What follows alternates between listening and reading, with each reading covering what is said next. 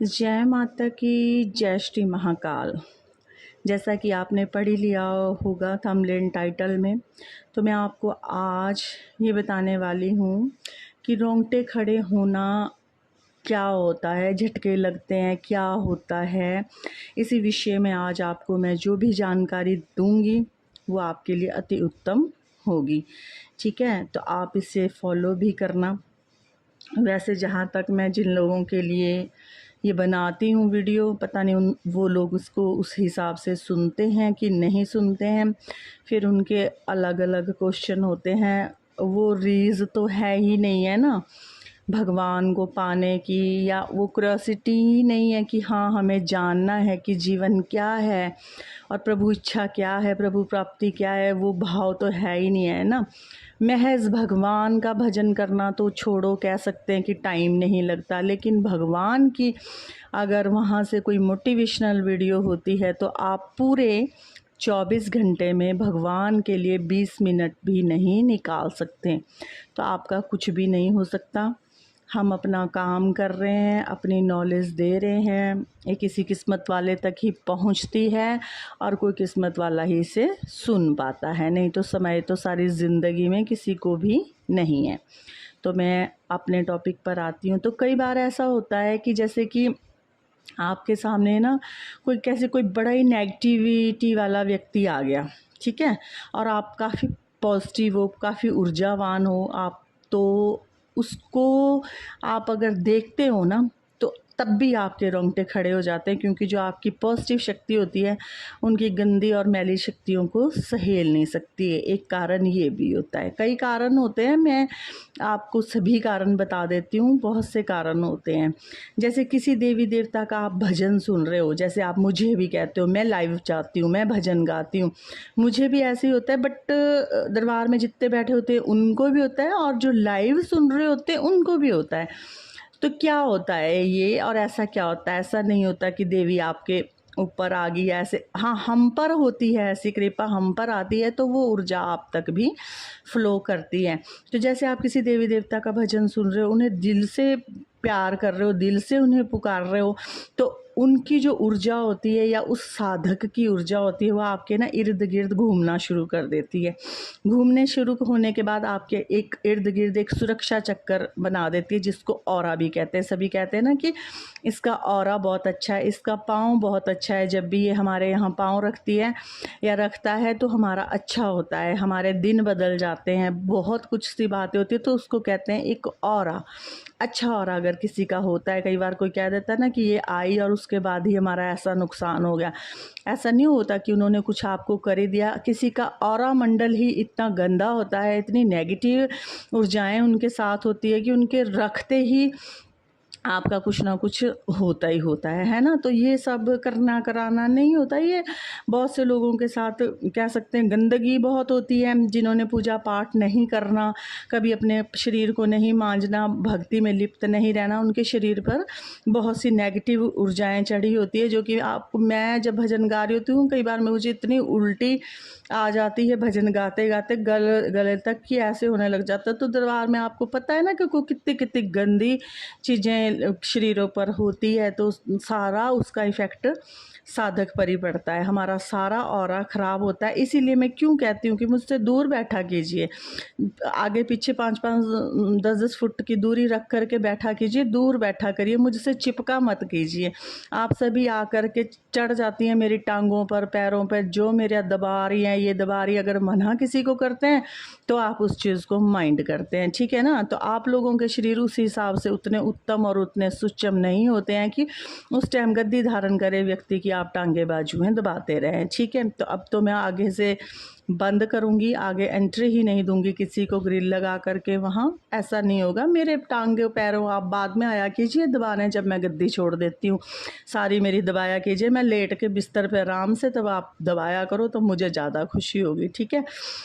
तो ऐसा ऐसा होता है। तो देवी देवता जो आपके आसपास ही होते हैं उस टाइम, तो उस टाइम आपको क्या करना चाहिए, आपको ऐसा उस टाइम फटाफट आपको प्रार्थना करनी चाहिए कि हे प्रभु, हे दैवीय शक्ति, जो भी आप मेरे समीप आई है, मेरे परिवार की रक्षा करना हमारे अंग संग सहाय होना। तो बहुत से जीवन में आपको जो भी कोई दुख है उसमें बहुत इजाफा होगा, आपके कष्ट कम होंगे और आपके इष्ट जो हैं वो आपके साथ निरंतर जुड़े रहेंगे। उन इष्टों का हमेशा ध्यान रखना चाहिए, जैसे कि जो भी इष्ट है, जैसे माता दुर्गा है तो माता दुर्गा के नवरात्रे आते हैं, तो उन नवरात्रों को आपको बहुत चाहो, बहुत लगन, बहुत ऐशोआराम, बहुत खान पान, दान पुण्य, यज्ञ हवन, भंडारा, ये सब करके उनको इष्ट को खुश करना चाहिए। तो वो इष्ट आपके साथ ही खड़े रहते हैं, हर टाइम खड़े रहते हैं। आप चाहे कितना कितना निकालिए, पर निकालना चाहिए उनके लिए, तो उनके दिनों पर उनकी वो करनी चाहिए, तो वो आपके साथ हमेशा चले रहेंगे। जब आपको ऐसी अवस्थाएं होती है तो ऐसा भी होता है कई बार झूमने को मन करने लग जाता है, झटके से भी लग जाते हैं, बहुत ही ज़्यादा ऐसे होता है कि मैं ऐसे करूँ। तो उस टाइम क्या होता है, जो आपकी आत्मा होती है ना, देवी देवता की जो ऊर्जा को है ना, वो अपने अंदर खींचती है। खींचती कैसे है? वो इनके गूज़बम्प से खींचती है, इन रोंगटों से खींचती है। जो आपके बाल खड़े हो जाते हैं, उन रोम छिद्रों से ही चुंबक की तरह उनकी ऊर्जा को अपने शरीर में खींचती है और आप ऊर्जावान बनते हैं। इसीलिए आपको फिर वो रोंगटे खड़े होते हैं। देखा ना आपने कि जैसे आप लोहे के पास चुंबक को ले जाएंगे तो कैसे वो ऊपर को आएगा, खींचेगा अपनी साइड। तो ये सब होता है। इसीलिए आप लोगों को कहा जाता है कि आप भजन कीजिए, भजन कीजिए, भजन सुनिए और भजन में आइए। तो आप जिस चीज़ के लिए आए होंगे उससे भी बेहतर आपको कुछ मिलेगा, क्योंकि यहाँ पर भजन गाने पर दैवीय शक्तियाँ आती है। तो वो आपने सुनना ही नहीं है। और अब मैं जो भजन सुना करेगा उसी को ही ढंग से अटेंड किया करूँगी, बाकी को कहना कि जाओ जी जाओ ना, उनकी बात सुनो। जब आप अपना समय देख करके देवी देवताओं के लिए आते हो तो भगवान भी आपको अपना समय सोच समझ के देता है। हमें आदेश ही नहीं होता है ऐसे लोगों पर हाथ रखने का, कृपा करने का, जो प्रभु बंदगी में अपना 24 घंटे में से 1-1.5 घंटा नहीं दे सकते हैं। उन लोगों को हमें आदेश ही नहीं होता है कि इनका काम कीजिए। तो आपको इसीलिए बार बार कहा जाता है कि आप आइए, बैठिए, तो आपके सब दुख दूर होंगे। आप लोग कुछ दे भी नहीं सकते हो, भगवान के नाम का कुछ कर भी नहीं सकते हो और आप बैठ भी नहीं सकते हो। तो इसलिए दूसरे का टाइम वेस्ट मत किया कीजिए, ठीक है ना। हमें और भी काम करने होते हैं और देवी देवताओं के खुद के ही काम बहुत ज़्यादा होते हैं। मुझे कई बार आप लोग कहते हैं कि दीदी जब आपके पास खड़े होते हैं ना तो हमारे रोंगटे इतने खड़े होने लग जाते, इतने खड़े होने लग जाते हैं। बाद में भजन सुनते हैं आपका तो उसके साथ ही ऐसे लगता है जैसे कि कुछ हमारे अंदर आ गया या हमारे हो गया। तो वो यहाँ की ऊर्जा, दरबार की ऊर्जा, जितनी भी मेरी शक्तियाँ हैं वो जाती है और आप लोगों को हील करती है। तो ये भी कारण होता है, ठीक है। इसीलिए हम अपना संपर्क लोगों से बहुत कम कर लेते हैं। इसीलिए मैं बाहर जाती ही नहीं हूँ, कोई फंक्शन, कोई शादी ब्याह अटेंड नहीं करती हूँ। मैं वैसे ही कहीं जाऊँ, मेरे साथ वैसे ही इतने लोग बैठ जाते हैं, तो हमारा जीवन इतना सहज नहीं रहता है कि हम दुनियादारी में ज़्यादा लिप्त रहे। मैं बहुत ही कम महीने 2 महीने में कहीं बाहर निकलती हूँ, वरना अंदर ही रहती हूँ, ठीक है। तो हमें अपना बहुत ध्यान रखना पड़ता है खान पान का। ये सब मैं भी उतना नहीं कर पाती जितना करना चाहिए। बच्चों की ज़िद के कारण कभी कभी खाना पड़ जाता है बाहर का, तो चलो उसके भी फिर हम कर लेते हैं उपाय। लेकिन एक साधक का जीवन जीना इतना आसान नहीं होता है, और वो भी गृहस्थ में सब कुछ चलता है। गृहस्थ में रिश्तेदारी भी चलती है, आना जाना भी रिश्तों का चलता है। लेकिन मैं फिर भी नहीं जाती हूँ मरकत, इसमें कहीं कुछ हो गया बच्चा या किसी में ऐसों में मैं जाती नहीं हूँ। हर तरह का परहेज़ रखती ज़रूर हूँ, पर होता नहीं है उतना जितना रखना चाहिए, ठीक है। क्योंकि ये साधु समाज की, साधुओं का जीवन होता है, इसको आपने साधा होता है सिद्धियों के द्वारा। तो अपने शरीर को भी आपको साधना पड़ता है हर हालत में। तो समाज में रहते हुए आप इतना भी नहीं कर सकते, किसी को इतना बोल भी नहीं सकते। तो इस करके ठीक ठीक सा ही भगवान फिर चलो मजबूरी देख के आपको माफ़ कर ही देते हैं, ठीक है। तो ऐसा सब है। तो कई बार क्या होता है, जैसे देवी देवता, फिर आपको क्या करना चाहिए, साधना सुधना तो छोड़नी चाहिए। उस देवी देवता का मंत्र जाप करते रहना चाहिए। मंत्रों में बहुत शक्ति होती है। ये रोंगटे शरीर को आपके ना उत्तेजित करते हैं, जैसे कि ऊर्जावान बनाते हैं, शरीर में आपके गर्मी पैदा करते हैं, आपको एकदम से इतना पसीना आएगा। मैं क्यों बार बार चिल्लाती रहती हूँ, क्यों बोलती रहती हूँ बार बार कि मुझे गर्मी लग रही, मुझे इतनी गर्मी लग रही, मुझे जबकि इतना ठंडा मौसम होगा, इवन कि चलो एसी भी चल रहा होगा, मुझे गर्मी लग रही होगी। तो जो ये गर्मी होती है, ये ऊर्जा होती है, ये आपकी हर मुश्किल से आपको हल करती है और शरीर में ये ऊर्जा बनाती है। और जो ये ऊर्जा है यही आपके दुख में आपके काम आती है, यही ऊर्जा बनानी होती है, रोज़ नित्य बनानी होती है। अब जैसे हमारे दुश्मन है, जैसे मेरे दुश्मन है, वो तो जैसे कह देते हैं ना भाई, हाथ में डंडा लेकर के बस तुरे ही हुए इन्हीं कामों के कि ले जी आज हमने तो करना ही करना इसका काम, आज तो हमने ऐसा करना वैसा करना, तुरे ही होते हैं ना। तो हमारी ऊर्जा जैसे कि उसमें अपनी वो करने के लिए या उनकी चीज़ों को उनके ऊपर वापस भेजने के लिए ऊर्जा ही काम करती है। तो ऊर्जा ख़त्म होती है, कम हो जाती है। तो हमें निरंतर जाप भजन कीर्तन हमेशा इसमें रहना चाहिए, ताकि वो हमारी ऊर्जा कायम रहे और दुश्मनों का मुंह तोड़ जवाब आप दे सकें। एक टाइम होता था गरीबों में, मैं कह सकती हूँ कि हम गरीब ही समझते थे अपने कि जब ये लोग हम पर हावी होते थे, ठीक है ना। आज मुंह तोड़ जवाब देना मैं अच्छे से जानती हूँ, ठीक है, और देती हूँ और अच्छी तरह से जानती हूँ। मैं अपनी समझती ही नहीं हूँ कुछ भी, सीधी बात तो है, जब जो मर्जी करे। देखिए रातों को इन्होंने जागना, शमशान में इन्होंने जाना, ठीक है, मुर्गे बकरे इन्होंने देने, पैसा इनका लगना, ठीक है। हम तो अपनी जगह बैठे हैं घर पे, हमें प्रभु को याद करते हैं, हमें आते हैं बचाने के लिए।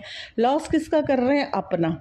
और जो इनके पाप कर्म इकट्ठे हो रहे हैं उसका कोई हिसाब ही नहीं होता है, ठीक है।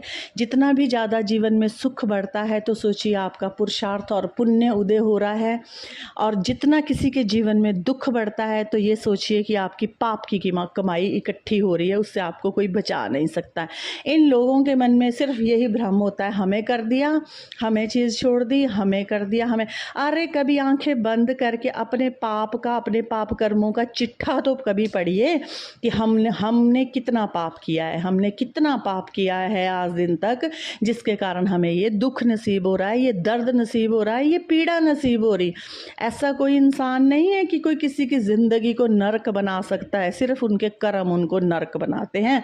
और जितना भी इंसान राइज करता है, जितना भी उसका नाम होता है, जितनी भी उसके ऊपर कृपा होती है, वो उसके अच्छे कर्मों के कारण होती है और उसके पूजा पाठ से करने के कारण होती है और उसका सात्विक जीवन बिताने के कारण होती है, ठीक है।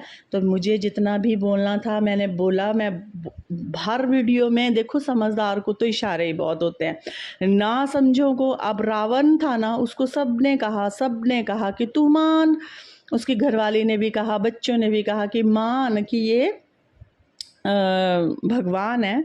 जब ये इतना छोटा सा बालक तुझे इतनी यातना दे रहा है, इसने तेरा सब कुछ कर दिया, जला दिया, मला दिया, जो कुछ भी कर दिया, छोड़ दे इसको, इसकी वाइफ को, घरवाली को, माता सीता को भाई छोड़ दे और अपने घुटने टेक ले। पर उसने नहीं माना जी, मरते दम तक मानना ही नहीं। ये होता है अहंकार।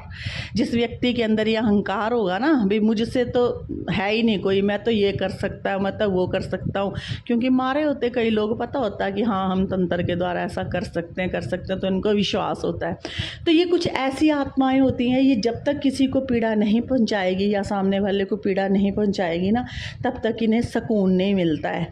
चाहे ये देख रहे हैं, सब कुछ दिखता है अपनी आंखों के सामने, सब कुछ पता चल रहा है कि हम क्या से क्या हो गए, लेकिन ये पीड़ा हटाना छोड़ते ही नहीं है। आगे कभी इनकी 14 आ गई, कभी इनकी पूर्णमासी आ गई, कभी इनकी अमावस्या आ गई, लगे ही रहेंगे, लगे रहेंगे। अब तो चलो आज से गुप्त नवरात्रे शुरू है, अब तो 8-9 दिन यही बैठेंगे। इतने 8-9 दिन में अगर प्रभु भजन करें ना तो उद्धार हो जाए, ठीक है। जितनी प्लानिंग हमें मारने के लिए करते हैं, ठीक है। तो थोड़ा थोड़ा यहाँ भी बताया जाता है। ये मैं आप लोगों को इसलिए बताती हूँ कि जो लोग गलत करते हैं उनके क्या हश्र होते हैं। अभी भी अगर कोई किसी के साथ गलत करता है तो इस गंदगी को छोड़ करके प्रभु भजन और नित्य रोज़ मंदिर गुरुद्वारे जाइए और अपने कुछ पाप कर्मों को हल्का कीजिए, ताकि आगे आपके आने वाली पीढ़ियाँ सुख का जीवन बिता सकें। नहीं तो जो माँ बाप के कर्म होते हैं वो बच्चों को भुगतने पड़ते हैं, और ताउम्र उनकी औलाद दुख में रहती है, चाहे बेटा हो चाहे बेटी हो, कि सब कुछ होते हुए भी उनको सुख नसीब नहीं होता है उनके जीवन में। इसीलिए कहा जाता है कि अच्छे कर्म करो ताकि आपकी आगे आने वाली पीढ़ियां भी आपके अच्छे कर्मों पर राज करें। तो ये मैंने आपको वीडियो बनानी थी, वो मैंने बना दी।